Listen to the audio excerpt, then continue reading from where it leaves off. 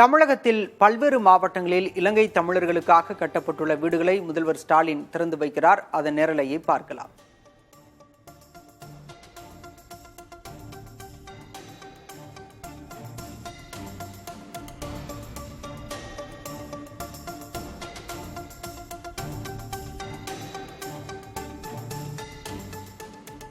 விவரங்களோடு செய்தியாளர் ரமேஷ் இணைந்திருக்கிறார்.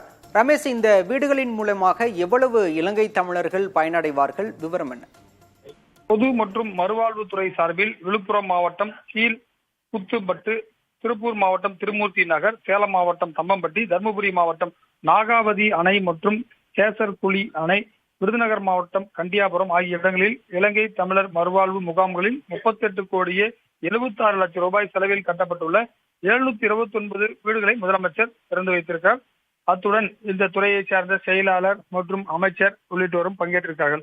அதைத் தொடர்ந்து வருவாய் மற்றும் பேரிடர் மேலாண்மை துறை சார்பாக தருமபுரி மாவட்ட ஆட்சியர் அலுவலகத்தில் 36 கோடி ரூபாய் செலவில் கட்டப்பட்ட புதிய மாவட்ட ஆட்சியர் அலுவலக கூடுதல் கட்டடம் மற்றும் 17 கோடியே 52 லட்சம் ரூபாய் கட்டப்பட்டுள்ள 4 வட்டாட்சியர் அலுவலக கட்டடங்கள் மற்றும் 65 லட்சம் ரூபாய் செலவில் கட்டப்பட்டுள்ள வருவாய் ஆய்வாளர் அலுவலர்கள் குடியிருப்புடன் கூடிய மொத்தம் 54 கோடி ரூபாய் செலவில் கட்டப்பட்டுள்ள கட்டடங்களை முதலமைச்சர் காணொலி காட்சி வாயிலாக திறந்து வைத்திருக்கிறார்.